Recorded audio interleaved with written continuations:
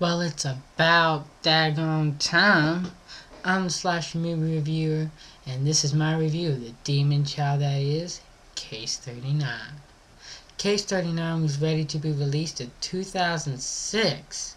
But it got released everywhere else except in the States. I'm getting that trick or treat vibe. Have studios completely lost how to distribute films and rather just throw them on a shelf like, oh, well, someone else will pick it up, they'll figure out what to do with it. Because it sure looks like that's what they got going on in their multi-million dollar heads. And let me tell you, what they did to Trick or Treat was so not cool. You need to check that film out. That film deserved a theatrical release, and all it did was collect dust. So, they just throw it out on DVD, and it was just not fair. Not fair. So, not cool. And I mean, for Case 39, you've got a all-star casting. You've got Renee Zellweger and Bradley Cooper, and yet it's still can't get released.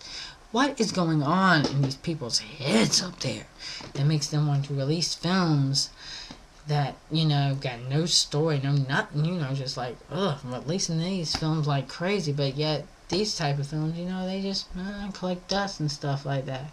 So, I could have sworn I thought this film was going to get a straight to DVD release date because it's sat on the shelf for so long, but surprisingly, no. And here it is, sitting in theaters. As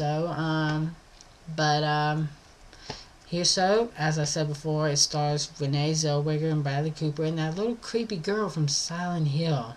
And it tells the story of a child service worker who finds herself attached to a case about an abused girl, and her adopted parents tried to kill her, but she finds herself really attached to this little girl, so she decides she'll take her in, for a little while until they can find a true permanent place for her.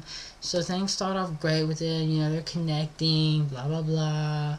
But this is a horror, so something's gotta go wrong, and weird, creepy stuff does start to happen.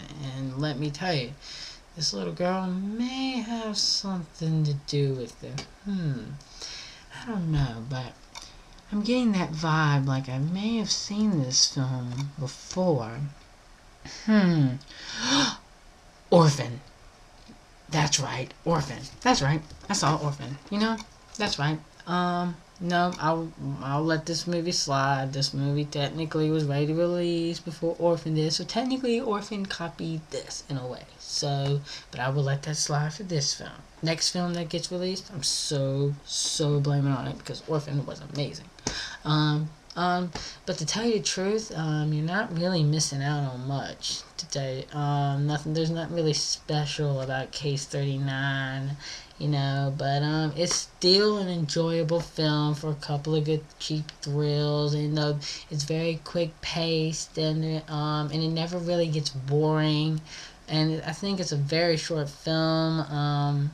It just swooped right on by through it, and I enjoyed myself. It was nothing special. I mean, it's something you're gonna forget by the end of the month. But I would honestly, personally wait and rent this film instead of going out to see it in theaters. Although I would like to see this film get some sort of money due to the fact it did have to wait for so long, even though it did technically get released overseas everywhere else. But honestly, I hate it when a film has to go through this. I mean, this film is still pretty good. But the main problem with Case 39 is that it's a little predictable at times, and the ending feels very rushed.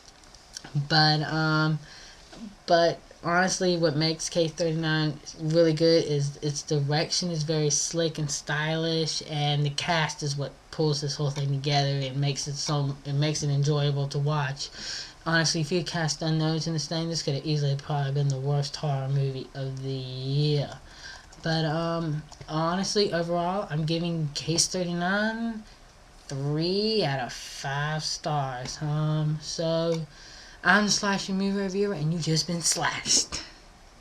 And can we now get the Poughkeepsie tapes in theaters, please? If you want a way to redeem yourself, you will release the Poughkeepsie tapes in theaters for everyone to see. That's your way to redeem yourself.